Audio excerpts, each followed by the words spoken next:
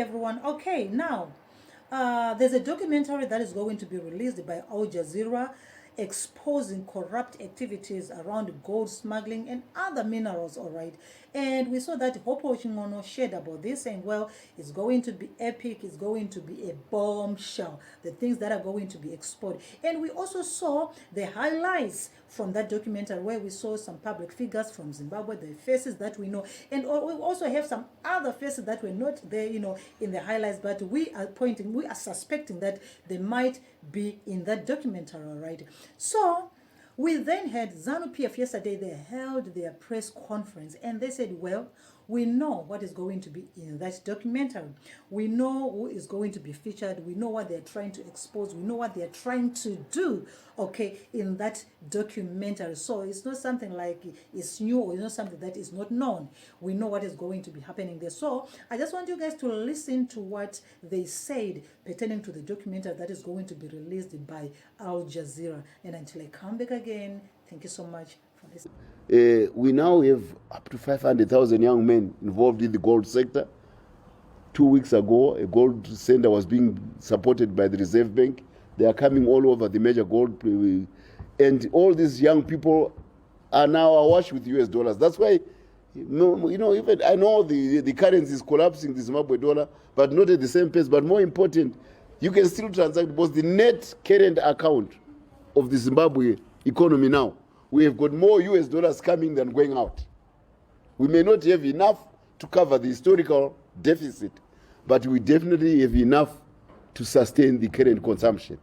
And that's why the governor is settling all the auction areas and many other things. So this success, which I'm talking about, in using the gold to stabilize our currency, is what is the purpose of the attack which Al Jazeera is going to launch against Zimbabwe. And it is going to be using the white and the disloyal members who were gold smugglers, who were using some of our young people who were gardeners at that time to smuggle gold, to buy and smuggle gold. Now these young people are now businessmen in their own right. So the prospect of seeing your garden boy become a millionaire and you are nothing because you were a looter. Now they are now claiming that Zimbabwe's gold is being looted. But the number of cars in the street, the number of service stations, the amount of US dollars all show that we are keeping our money. Nobody in Zimbabwe is saying I'm being looted. And these young people who are in the gold centers, they're all being paid promptly by Fidelity. But a white person who used to be enjoying our loot and taking it to Dubai and elsewhere is the one who is at the forefront. I think his name is Scott Macmillan. Everybody remembers him from his days in Kwekwe.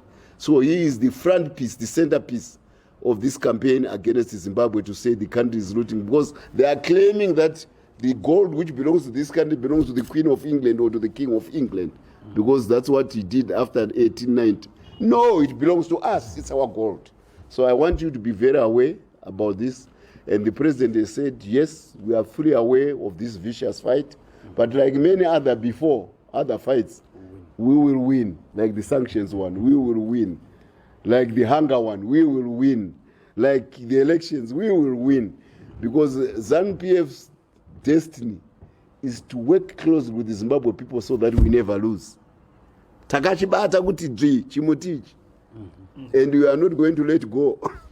Those are, I want this younger generation, your young generation, kuti takachibata chimuti. We will not let go this time. Takachiti G will never open like that part to open our fingers. No, G. So this campaign will come to naught again. And it will definitely not make us lose sleep, because the electorate of Zimbabwe, come harmonize the elections, will give us an emphatic victory, because already with the process which are going on by the party in the various provinces, districts and everywhere of registering the Zimbabwe voter, it's a beauty what is going on. Remember, last time I said, bullet to office, we could have achieved it in 1979. Our military had won. We have beaten Rhodesians hands down. Walls was taken to London by the British to come and salute General Tongogara. We never called Comrade Tongogara general. It is the British who did, because he had beaten their best general. So we are going to win bullet to office. But we said, no, let's have the validation of the X. We turned it to ballot to office. That's what ZANU-PF is about. So we are going to the ballot to office as of tradition. We value our democracy. We don't want to be taught democracy by those who were against us in the past through PVOs and all these nonsensical bodies, because we know the price of democracy was death and pain and suffering. So on that good note, that gives us the general summary of what was going on today.